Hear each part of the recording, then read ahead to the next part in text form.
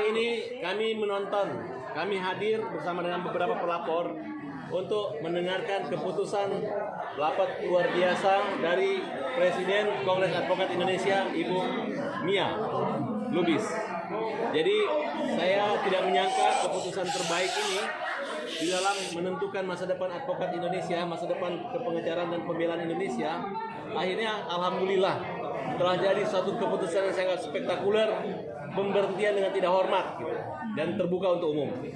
Dan menurut saya para lawyer ini harus yang memiliki berita acara sumpah itu tidak boleh sembarang langsung pindah ketika akan mendapat hukuman. Jadi harus menghargai lah. Di situ kelihatan bagaimana martabat, integritas seorang pengacara. Hormat kami buat Presiden Advokat Indonesia yang telah mengambil keputusan bersama dengan seluruh DPD. Ini rapat luar biasa, yang sangat luar biasa.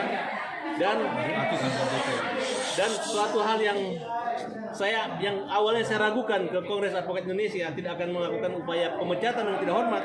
Ternyata hari ini dilakukan pemecatan yang tidak hormat berdasarkan beberapa laporan kode etik Dewan Kehormatan yang dimana Presiden Bu Mia dan kawan-kawan jajaran dan seluruh DPD KI seluruh Indonesia.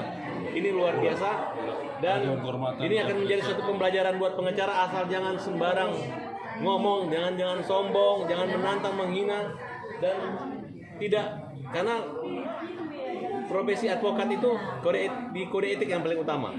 Nah, hari ini terbukti bahwa bukan organisasi abal-abal.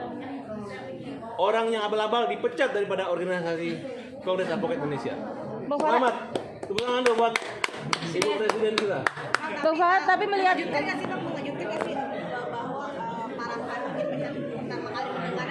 enggak, justru karena pengumumannya bersifat terbuka, kami semua datang ke sini. Bang kamera bang. Bang kamera bang. Bang kamera bang. Ya. Buka untuk umum. Bang nih melihat Bang Rasman sendiri nih selama menjadi rekan abang di KAI sendiri seperti apa nih bang? Justru saya ini selama ini membantu orang tersebut.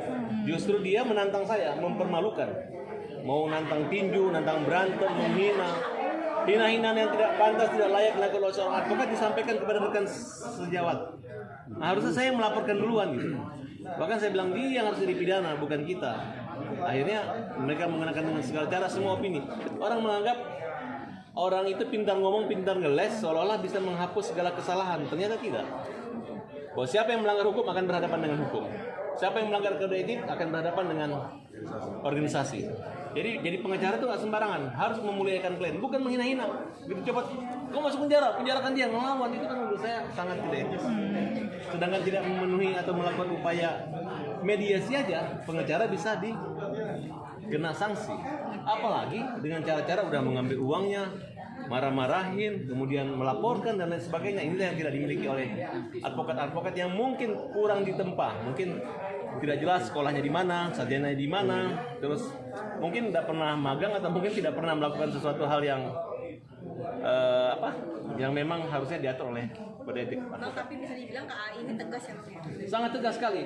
Walaupun yang bersangkutan pindah ke organisasi lain, ya, tidak menghapus perbuatan itu dan dia memang kehilangan kartu lagi. Kehilangan kartu copot dan sudah diumumkan secara umum. Silahkan sampaikan. Jadi tidak bersembunyi gitu. Karena kartunya dicopot. Nah, berarti dia harus mulai mendaftar baru, itu pun kalau disetujui atau lulus ujian seperti awal lagi. Bang, Rasman surat tembusan ke Mahkamah Agung. Kalau udah berhenti dari KAI artinya Rasman ini nggak bisa jadi advokat. Justru saya memprotes organisasi advokat lain yang berani menerima, justru itu kita anggap sebagai penada. Oke. Ya, kita anggap organisasi apa dan klien-klien kita yang melaporkan ke KAI-nya Ibu Mia ini, Presiden Mia Lubis, akan melaporkan pidana juga presiden atau organisasi advokat yang menerima advokat yang bermasalah yang sedang dalam proses pemecatan ini akan kita laporkan. Tanggapannya gimana Bang Rasman? Kan ini Bang, ngakunya di Tugas kliennya Bang Rasman yang intimidasi lapor ke KAI atau seperti apa? Bu Mia, apa emang karena pelanggaran kode etik jadi dasar pertimbangan? Sebelumnya sudah ada laporannya juga. Agak boleh deketan Bu, boleh Kita deketan Bu. juga harus, Deketan aja posisi. Maju dikit Ibu. tapi kan kita harus rapat dulu dengan Dewan Kehormatan, Dewan penasihat dan seluruh DPD seluruh Indonesia, barulah kita putuskan hari ini. Dan ini juga permintaan dari seluruh DPD di seluruh Indonesia. Mereka resah dengan ada pengacara yang seperti ini. Salah satunya pelanggaran kode etik advokat bukan sih, Bu? Banyak pelanggarannya. Yang dia buat itu sudah banyak pelanggaran. Mungkin saudara-saudara udah tahu juga menelantarkan. Ijazahnya gimana? Ijazahnya asli atau palsu, Bu? Itu sedang diverifikasi, ya. Itu sedang diverifikasi. Kita akan tetap menyelidiki ini semuanya. Ya. Kalau pelanggaran kode etik, ya menelantarkan klien juga pasti pelanggaran kode etik, ya kan. Memaksakan klien juga untuk meminta duit berapa aja gitu, itu juga pelanggaran kode etik. Jadi banyaklah pelanggaran-pelanggaran yang kita lihat, mungkin tidak kita putuskan begitu saja kalau tidak ada laporan-laporan dari masyarakat kepada Kongres Advokat Indonesia. Berarti ada pengaduan Ibu dari klien-kliennya Bang Rasman yang masih terintimidasi. Terus terang ada masuk ke Dewan Penasihat kita dan Dewan Kehormatan kita, ada laporan-laporan. Berapa banyak korban Ibu? Ada beberapa lah ya, ada beberapa, tidak usah saya sebut. Kalian sudah tahu lah itu semuanya ya. Bang Farad, gimana Bang Farad tanggapannya kalau Rasman kan ngakunya mengundurkan diri, padahal dipecat ya Allah. Itu hanya proses akal-akalan dan nakal-nakalan Ya, saja. saya pikir juga seperti Jadi tidak akan semudah itu seorang pengacara langsung pindah. Tidak, dia bertanggung jawab ketika berita acara sumpahnya dibawa ke pimpinan Ibu Mia Lubis, Kongres Advokat. Dia harus bertanggung jawab. Dia tidak boleh lempar lari segala itu sama dengan kayak ibaratnya orang yang kabur ingin menghilangkan jejak, tidak bisa, rekam jejaknya nggak bisa. Dan saya umumkan bahwa hari ini adalah kemenangan, bukan hanya kemenangan Kongres Advokat yang meninggalkan organisasi, advokat semua seluruh tapi Indonesia. kemenangan seluruh advokat, kemenangan juga para pelapor-pelapornya, Bu, termasuk Ibu Epi, istri Gubernur Sumatera Utara, termasuk juga si Samsul, termasuk Uya Kuya. Saya sampaikan ke mereka, Uya Kuya dan Denny semua yang melaporkan.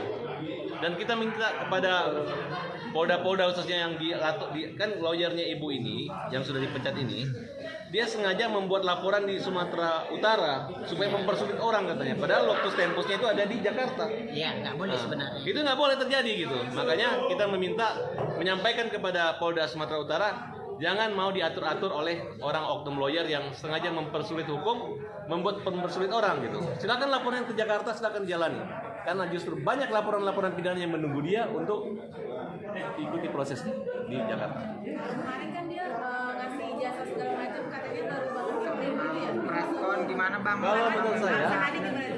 kalau bicara tentang surat kuasa Budi Gunawan, yang berhak mengomong surat kuasa adalah kantor pemilik rekanan. Jadi kalau kantor Egy Sujana, berarti yang berhak mengatakan lawyer itu adalah Egy Sujana, bukan advokat magang, apalagi advokat yang belum disumpah.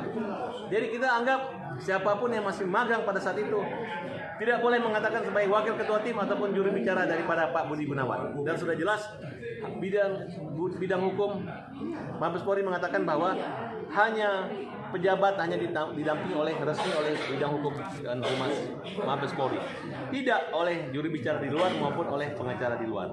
Bang, dia juga kan perasaan kemarin udah nunjukin bukti surat kuasa. Itu abang gimana? Ya surat kuasanya kan cuma itu kan kita tidak pernah bantah, dia kan cuma magang di kantor Egy. Karena terbukti pada saat itu 2015 bulan April dia belum dilantik advokat. Dan dia harus tahu diri, bukan kantor dia, tapi kantornya Egy Sujana.